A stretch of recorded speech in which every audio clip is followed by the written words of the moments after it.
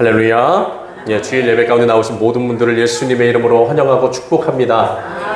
네, 오늘 이 시간에 함께 나눌 말씀 제목은요, 운명을 바꾸는 기도의 능력이라는 제목으로 함께 말씀을 나눴으면 좋겠습니다. 여러분, UCLA 의과대학의 한 교수님께서 졸업이 얼마 남지 않은 이 예비 의사 학생들에게 이런 질문을 던지셨다고 합니다. 이 질문을 한번 들어보세요. 질문. 아버지는 매독이라는 성병에 걸려져 있고 어머니는 폐결핵 환자이다. 여기서 아이가 넷이 태어났는데 첫째 아이는 매독균으로 맹인이 되었고 둘째 아이는 이미 병들어 죽었으며 셋째 아이 역시 부모의 병 때문에 귀머거리가 되었고 넷째 아이는 지금 현재 결핵 환자가 되었다. 그런데 어머니가 또 임신을 했다. 이런 경우 그대들이라면 어떻게 할 것인가? 이런 질문을 던지셨다고 합니다. 여러분들께서는 어떻게 생각하십니까? 교수님의 이 질문에 예비 의사인 이 학생들이 입을 모아서 이렇게 대답을 했다고 합니다. 당연히 유산을 시켜야 합니다. 그러한 악조건 속에서 아이를 또 낳으면 절대로 안 됩니다. 그 학생들의 대답에 담당 교수님은 이렇게 답변하셨다고 합니다. 그대들은 지금 베토벤을 죽였다네. 사랑하는 여러분, 우리가 너무나도 잘 알고 있는 이 세계적인 음악가 베토벤, 그 사람의 아버지는 매독 환자였습니다. 어머니는 폐결핵 환자였습니다. 자식들은 줄줄이 중증 환자로 태어나는 악조건 속에서 이 베토벤은 태어났던 것입니다. 우리 모두가 이름만 들어도 다 알 정도로 세계적으로 유명한 음악가 베토벤은 누가 봐도 당연히 유산시키는 것이 좋겠다라고 판단될 정도로 열악한 환경에서 태어난 사람이었습니다. 게다가 그는 성인이 되었을 때 음악가에게 있어서 가장 치명적인 청각장애인이 되고 말았습니다. 중요한 것은 이 베토벤은 엄마 뱃속에서부터 불행한 상황과 환경 가운데 태어났지만 그리고 그의 인생에서 청각장애인이 되는 불행을 만나게 되었지만 그는 자신의 인생에 찾아온 모든 불행과 어려운 상황을 뛰어넘었다는 것입니다.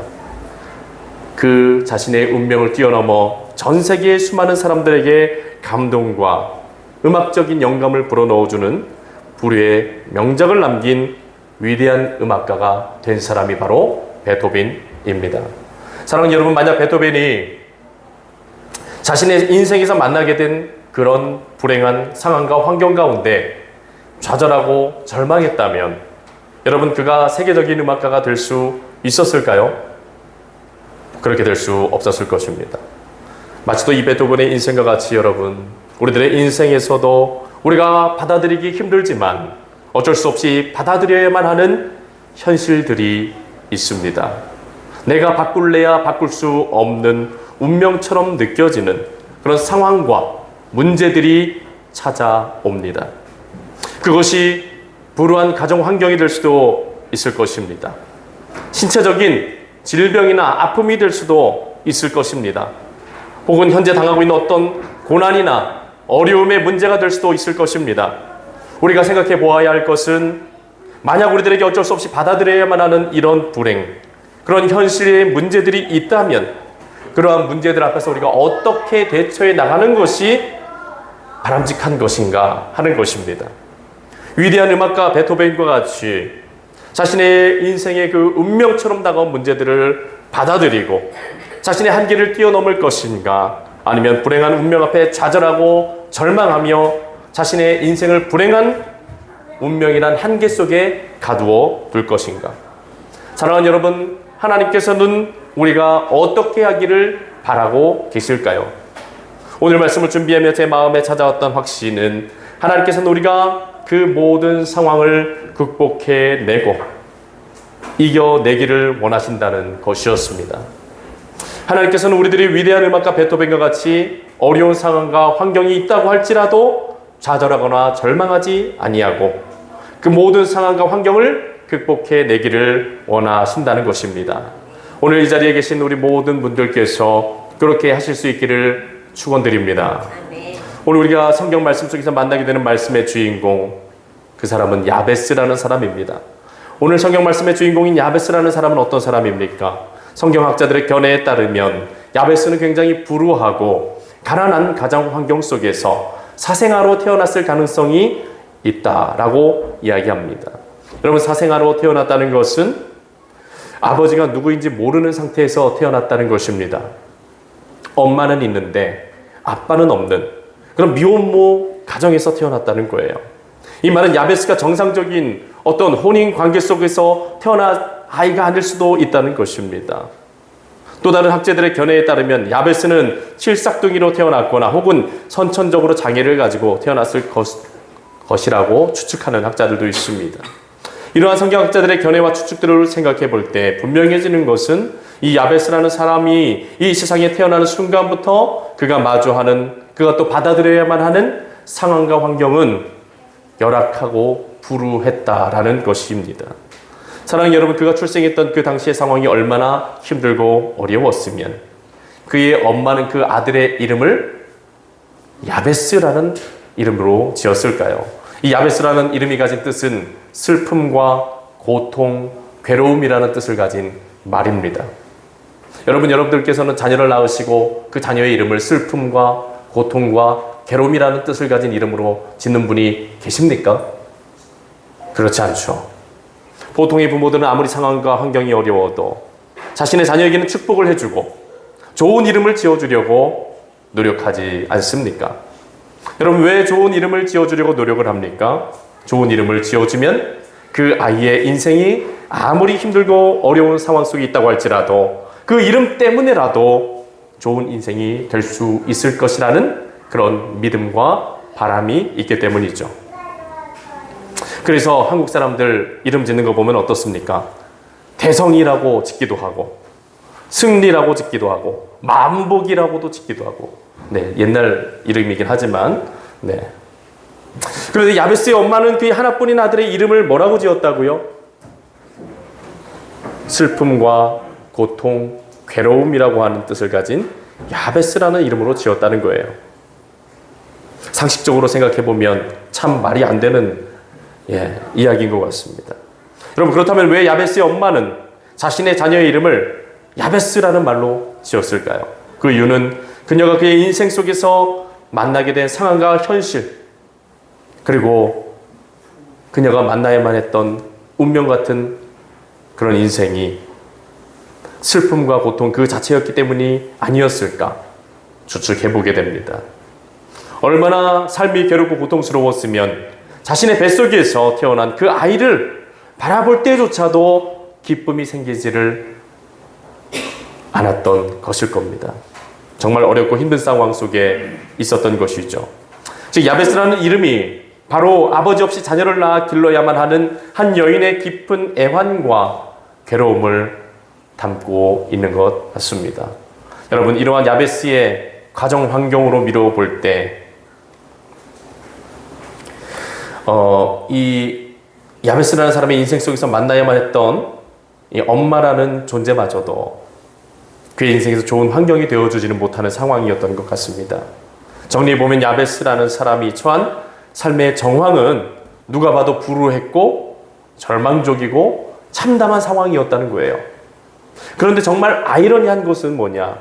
오늘 주신 역대상 4장 9절 말씀은 이 야베스라는 사람을 그 형제보다 귀중한 자, 존귀한 자라고 소개하고 있다는 겁니다. 여러분, 우리가 일반적으로 귀중하다, 존귀하다라는 표현을 어떤 사람에게 사용합니까? 예로부터 이 존귀하다라는 말은 주로 왕족이나 귀족 출신으로 출신 성분이 좋거나 혹은 높은 사회적 지위나 명예를 가지고 있는 사람들, 자타가 공인할 만한 재능이나 능력이 있어 위대한 업적을 남기는 그런 사람들에게 사용되었던 말입니다.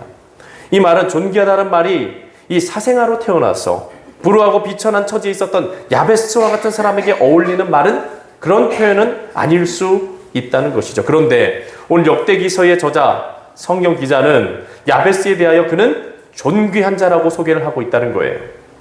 역대기의 기자는 어떠한 이유에서 그를 존귀한 자라고 소개하고 있는 것일까요? 바로 이것이 중요한 사실입니다. 왜 성경은 야베스를 대하여 존귀하다고 말하는가? 제가 오늘의 말씀을 묵상하면서 정리해보게 되는 것은 가장 먼저 야베스는 그의 인생이 아무리 저주를 받고 비참한 지경에 있었던 상황과 환경에 태어난 사람이라고 할지라도 낙담하거나 비관하거나 포기하지 않았기 때문에 존귀한 자라고 평가를 받는다라고 생각이 됩니다. 여러분, 많은 사람이 자신의 인생의 불행을 경험하게 될 때 어떻게 하는 것이 일반적입니까? 하나님을 원망하고 부모를 원망하고 자신의 인생을 비관하고 절망에 빠지는 것이 일반적인 모습이죠.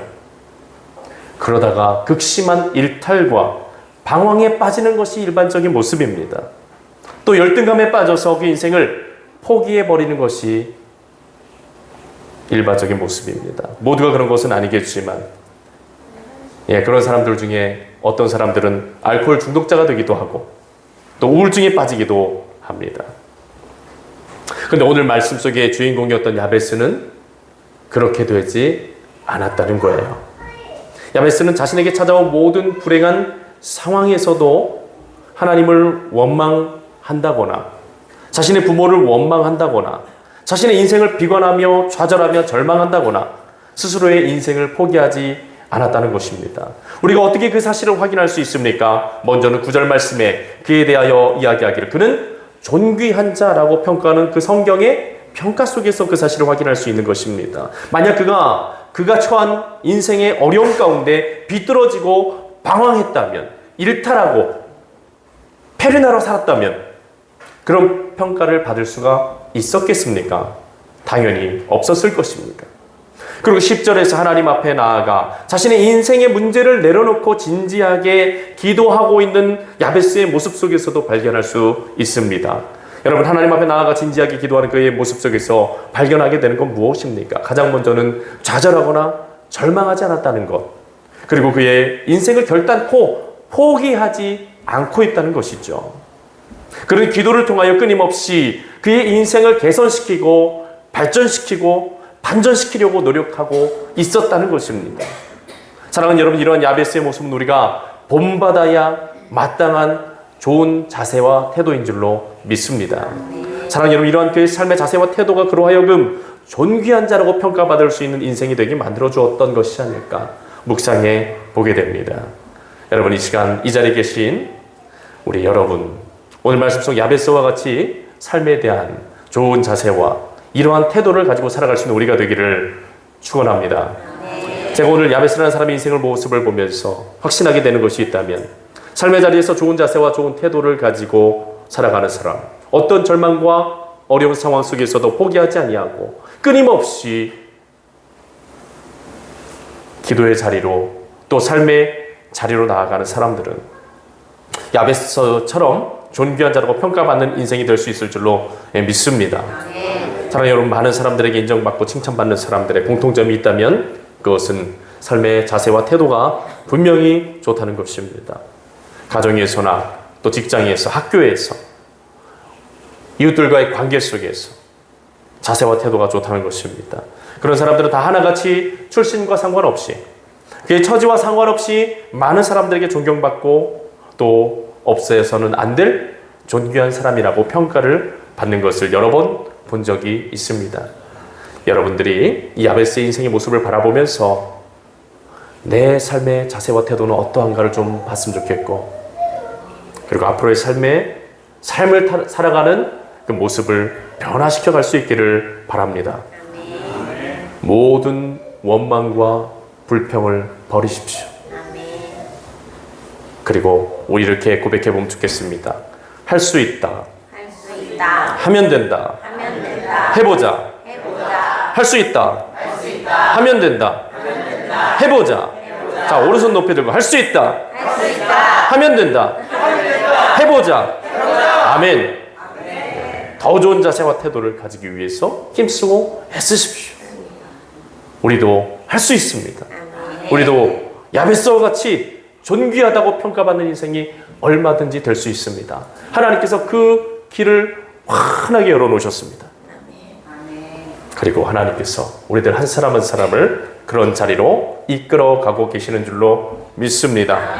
하나님은 우리들 한 사람 한 사람이 바로 야베스처럼 이 세상에 나가 각 분야와 각 영역에서 존귀한 사람이라고 인정받고 칭찬받고 존경받는 인물이 되기를 바라고 계십니다. 우리가 끊임없이 포기하지 말고 좋은 자세와 태도를 가지고 나아간다면 우리 역시도 하나님과 사람에게 존귀한 자라고 인정받는 인생 될 줄로 믿습니다. 그런 우리 모두가 되기를 축원합니다. 다음으로 제가 오늘 말씀을 정리해 본 바, 어떻게 야베스가 존귀한 자라고 인정을 받을 수 있었던가, 또 다른 이유를 찾아본다면 그는 생사화복의 주권자이신 하나님 앞으로 나아갔기 때문입니다. 사랑하는 여러분, 하나님은 생사화복의 주권자라는 사실을 우리 모두가 믿을 수 있었으면 좋겠습니다. 하나님이 생사화복의 주권자라는 것은 어떤 의미입니까? 생과 사, 사람이 살고 죽는 것이 하나님 손에 달려 있다는 것입니다. 이 말은 하나님이 살리고자 하시면 지금 당장 죽을 사람도 살아날 수 있다는 것입니다. 반대로 하나님께서 죽이고자 하신다면 지금 당장 죽을 이유가 한 가지도 없는 그런 사람이라고 할지라도 하루아침에 죽을 수도 있는 것입니다. 여러분, 손바닥을 이렇게 한번 펴보십시오. 손바닥을 이렇게 한번 뒤집어 보십시오. 손바닥을 이렇게 한번 다시 한번 뒤집어 보십시오. 이것이 어렵습니까? 쉽습니까? 너무 쉽죠? 하나님께서 마음만 먹으시면 손바닥을 뒤집듯 사람을 살리실 수도 있고 죽이실 수도 있는 주권이 바로 그 하나님께 있다는 것입니다. 오해하지 말아야 될 것은 하나님께서 사람의 생명을 함부로 대하신다는 것이 아닙니다. 제가 말씀드리고자 하는 바는 하나님께는 사람의 생명을 살릴 수도 있는, 또 죽일 수도 있는 그런 생명의 결정 권한을 가지고 계시는 분이 하나님이시라는 거예요. 여러분, 오늘 한 아기가 이 땅에 빛을 보고 태어나는 것 그냥 이루어지는 것이 아닙니다. 생명의 주께서 허락하셨기 때문에 태어나는 거예요. 오늘 누군가가 소천하셔서 장례식장에 장례를 치르게 된다면 그분도 그냥 가시는 것이 아닙니다. 하나님이 허락하셨기 때문에 그렇게 되는 것입니다. 사랑하는 여러분, 하나님께서 생명의 주인이실 뿐만 아니라 또 화와 복의 주권자라는 것을 우리가 믿을 수 있길 바랍니다. 하나님께서 화와 복의 주권자라는 것은 하나님께서는 우리들의 인생에 화가, 재앙과 저주가 미치게 만드실 수도 있는 하나님이시고, 반대로 하나님 우리들의 삶의 복을 형통함의 복, 건강의 복, 물질의 복, 지혜의 복, 만남의 복, 구원의 복, 하늘의 신령하고 땅에 기름진 모든 복을 주실 수도 있고 안 주실 수도 있는 분이라는 거예요.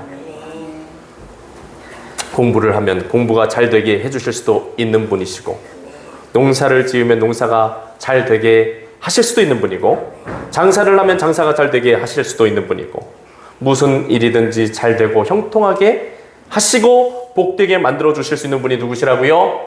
하나님이시라는 겁니다. 이 말은 즉 하나님께서 화와 복의 하나님이시라는 것은 하나님께서는 마음만 먹으시면 완전히 쫄딱 망해서 더 이상 살아날 수 없을 것만 같던 그런 인생도, 학업도, 직장생활도, 사업도 하루아침에 잘 되게 만들어 주실 수도 있는 분이라는 겁니다. 반대로 잘 되던 인생도, 승승장구하고 형통하던 인생도, 사업도, 누구도 망할 것이라고 생각하지 않았던 그런 일이라고 할지라도 하루아침에 쫄딱 망하게 만들어 버리실 수도 있는 하나님이시라는 겁니다. 이 말은 즉 하나님께서는 우리들이 살아가는 모든 삶에 있어서 화도 주실 수 있고 복도 주실 수 있는 그 모든 결정권을 가지고 계시다라는 겁니다.